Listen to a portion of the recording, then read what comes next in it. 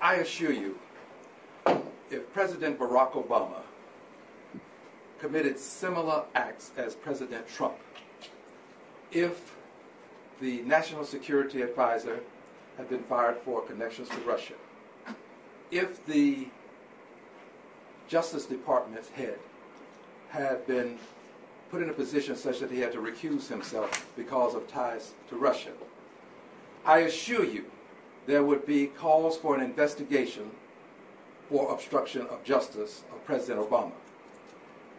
If we would do this to President Obama, it's my belief that we must have an investigation of the President of the United States, President Trump, for obstruction of justice. If it is concluded that the President has obstructed justice, then the President must be impeached.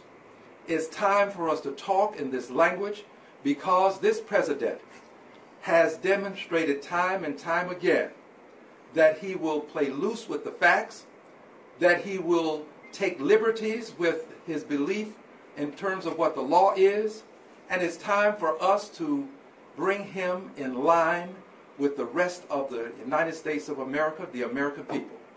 It is so unfortunate that we have a president who would claim that another president wiretapped his phones. This has been disputed, it has been disproved, but we took this for some reason as a serious accusation. If we can take that as a serious accusation, surely we have to look into the possibility that this president has obstructed justice by firing Director Comey. This firing is probable cause when viewed in light of all of the other evidence. This firing is probable cause to engage in an investigation of the president for obstruction of justice. And I sincerely believe, that we cannot allow this to be treated lightly. It is an insult to the intelligence of the American people to assume that someone who has been on the job for 14 days would make a recommendation to the Attorney General that would be taken to the President, and that the President would take it seriously and act on it immediately. This defies all logic, and I believe that we have to investigate it. Mr. Sessions, the Attorney General, has to come before Congress and explain why he would recommend the firing of the Director of the FBI when he has recused himself for any role in the investigation as it relates to the Russians. And we know that the FBI had a counterintelligence investigation as it relates to Russian involvement in the presidential election. So why would he recommend the firing when he has recused himself? He has gone on to indicate that he will not engage in the process of appointing any special counsel. But he has somehow concluded that in one circumstance, in the hiring of a special counsel, he won't engage in it, but in the other circumstance, the firing of the current FBI director, or the FBI director at that time, he has concluded that he can engage in that firing. I believe that these are serious charges. I believe that the president has to be held accountable. I believe that he cannot be above the law. In this country, no person should be above the law, and we would not in any way see this Congress and this Senate supporting the President of the United States if his name was Barack Obama. I welcome your questions. So what will you do to formally request these things? I want to do several things. One of the things that I will do is develop some law that will allow the director of the FBI, who has a 10-year appointment, to be fired only for cause, not at the will of a president. I will also develop law, or sign onto law if it exists, to make sure that we have a means of appointing a special prosecutor when there is some question as to whether or not the Justice Department can do so such that it will appear to be done in a fair way. Currently, the Ethics in Law Act, which expired in 1999, would have done this. we may have to reinstate some version of this law so as to make sure that Congress can engage in this process of appointing a special prosecutor. If there is no legislation pending, I will introduce such legislation. So, go ahead. Yeah, go ahead. It's the follow-up. So, a lot of Democrats who were upset at James Comey for his handling of the Clinton investigation are now upset that he was fired. Can you reconcile that? I believe people can have varying positions, but my position has been consistent. I have consistently said that we have to not only have a world where things are right, but they have to look right. And I don't think that this firing looks right. There may be some argument that can be made that it is right, but it doesn't look right. It doesn't smell right. It just reeks of some sort of obstruction. And we can't allow it to go unchallenged. And we can't simply say, we'll have them come before a hearing. We've got to say that this hearing is going to be about the possibility of obstruction of justice, because we have an FBI director who has been fired, who was engaged in counterintelligence with reference to the president's campaign, which could lead to the president himself if such evidence is there. And we also have a head of the Justice Department, Mr. Sessions, who recused himself. You had the Secretary, the National Security Director, Mr. Flynn, who had to be fired because of connections to Russia. I have been consistent. I believe that it's not enough for things to be right. With all of these things occurring, there has to be an investigation of the president himself for obstruction of justice. What specifically do you think the president did potentially that's illegal here? Well, if the president fired the head of the FBI because of the ongoing investigation, then that would be obstruction of justice. And the only way we'll find out is to look into it. And I find it quite interesting that in his statement to Mr. The head of the FBI upon his being fired, the president has some self-serving language in that statement about his indicating to the president that the president wasn't involved in the Russian scandal that's taking place. That was quite self-serving.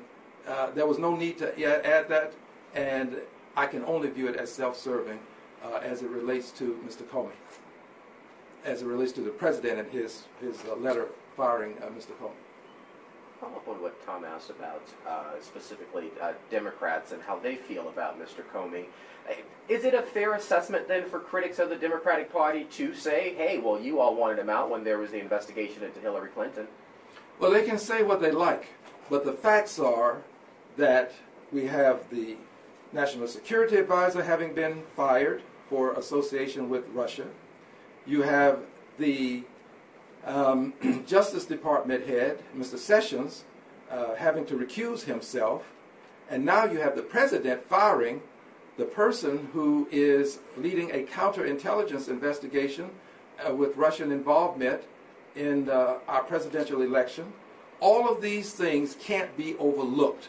So regardless as to positions that people have taken in the past, these things can't be overlooked, and there has to be an investigation for obstruction of justice.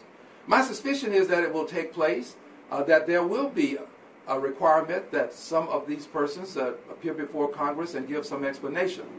But my belief is that there will be resistance until the American public takes a stand. The American public is the last hope, the last best hope for us to get a fair investigation as it relates to these accusations with reference to Russia influencing our election. If the American people will stand and present their opinions about this, indicating they believe that something more has to be done and that there ought to be these investigations that I've called to your attention, then it'll be done. But the American people are the last best hope. And by the way, the American people will weigh in on these circumstances. It may take a little bit longer than some would like, but they will weigh in, and I believe they'll make a difference once they give their opinions. American people don't want their intelligence insulted. And it's an insult to the intelligence of the American people to say that a person who is on the job for 14 days concludes that he will make a recommendation without being asked to give such a report, but make a recommendation as a result of his gathering intelligence that the head of the FBI be fired because the FBI did not treat Hillary Clinton fairly in the presidential election. This makes little sense. You can't insult the intelligence of the American people. At some point, they will weigh in. I'm weighing in today. I'm calling for an investigation for obstruction of justice. And if it is found to be the case, we must move to impeachment of the President of the United States of America. The President had, back at the time that Director Comey made his initial comment about reopening the investigation of the Hillary Clinton emails, he referred to the Director as being courageous and admiring him in that regard. Are you getting the impression that this is something that really does come from Trump down, or is this something that you think came from his administration telling him we got to get rid of this guy? Do you have any sense of where that stands? Because he had previously praised Director Comey's handling of that situation.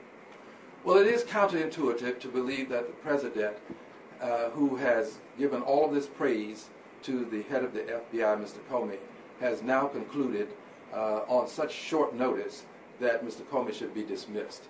It is an insult to the intelligence of the American people to believe this. This is why I have contended that there has to be an investigation, and it has to be for obstruction of justice. If this was done because of the investigation, then that is obstruction of justice. And there's enough probable cause here to investigate this circumstance to ascertain whether or not there has been an obstruction of justice. The American people, however, have to weigh in. They cannot allow their intelligence to be insulted. They have to let people know that they want to know more about what's taking place. And when they do, the Congress, even a Republican Congress with a Republican House, Republican Senate, and a Republican President, will have to respond. The American people cannot be ignored, and we cannot ignore what's happening with reference to the Russians and their influence in our politics. Isn't it amazing that the day after the President fires the head of the FBI, the Russian Foreign Minister, Sergei Rozlov, is in Washington, D.C. and will meet with the President? Isn't that amazing? These things could be simply chance and circumstance, but they could also be connected. There has to be an investigation. We need to know more about what's going on. This President can't be allowed to behave as a ruler. He is President of the United States, not ruler of the United States. And he has to be called on the carpet, as it were, for his actions with reference to this investigation of the Russians' involvement in our election. He has repeatedly given little credibility to the notion that the Russians were involved, notwithstanding all of the intelligence agencies having indicated that it took place. He would rather have us investigate President Obama for wiretapping him, something that didn't happen, as opposed to investigate the Russians and his campaign aides and their involvement in the but in the taking of some sort of stance with reference to the Russians and their interacting with persons to sabotage a campaign in the United States of America. So the Russians have engaged in their efforts to sabotage our election, and that has to be investigated. You feel like you're going to get much traction with any of these things? Obviously, the Republicans going to resist. I think the Republicans will resist, but I think the American people can speak up, and that dynamic can change. It's important that the American people weigh in on this. I admit that there are obstacles, but I also believe that the American people will have the last word. When I talk to people across the length and breadth of this country, they consistently indicate that there is something going on in Washington that needs to be investigated. They consistently believe, many people, that the president should be impeached. This is not unusual for people to bring up in conversation with me. There is this belief by a good many people that the president has committed an impeachable offense. And I think that these last actions by the president merit an investigation as to whether or not the president himself has obstructed justice.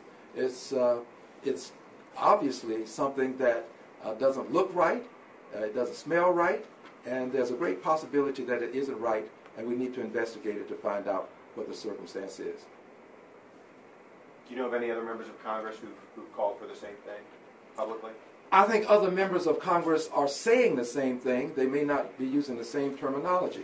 They are saying that Mr. Sessions should appear before a committee and explain himself. They are saying that we need to have Mr. Comey appear before a committee and explain whether or not he indicated to the president that he wasn't involved in the Russian scandal. They are saying that, but I do confess that I've added the word obstruction of justice. And I think that there has to be an investigation as to whether or not this is an obstruction of justice. To simply say we want them before the committee is fine. But I believe we have to say that the reason we want them there is because we want to know whether there has been an obstruction of justice. And until we find out, the American people are going to continue to question Mr. Trump's legitimacy as he continues his presidency. For your investigation to go through, as you've outlined this morning, how much support would you need from the other side of the aisle? Well, you need a lot of support from the other side of the aisle because the other side of the aisle has a majority in both the House and the Senate. But you do hear others on the other side of the aisle who are now starting to say that they have some concerns. I think that you're going to hear more people saying it. But you really need support from the American people. When the American people stand up, the rest of us will fall in line. The American people always have the last word, and they have to speak up, and I believe they are, and I believe they will, and I believe that there will be an investigation. I think Mr. Trump is on some very thin ice now. I think this last move has put him in a position such that a good many people are curious as to why he would take this action at this time and how all of this can transpire in a 14-day period.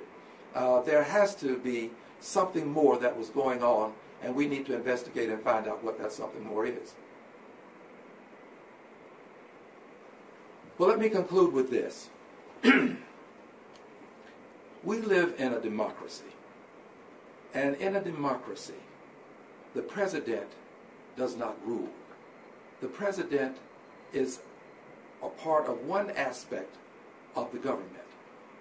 The other aspect of the government that's exceedingly important is the Congress. We in Congress have to use not only our voices, but also our ability to act and to legislate when we find that there are circumstances that are questionable. So under these circumstances, I will investigate to determine whether we have a law pending that would allow us to appoint special prosecutors without having to go through the Justice Department. And if there is no such law, I will introduce it.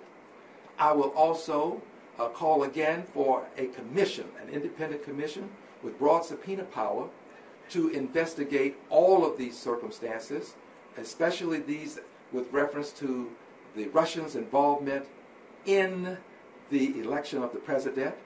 And I want that commission to be appointed as quickly as possible, because I believe that the perception of Congress having some sort of relationship either with the president or against the president may cause people to conclude that any findings by Congress may not be as legitimate as findings of a bipartisan independent commission might produce. So I'm calling again for a bipartisan independent commission with subpoena power to investigate these actions by the president and to determine whether or not there has been an obstruction of justice. I would also add this.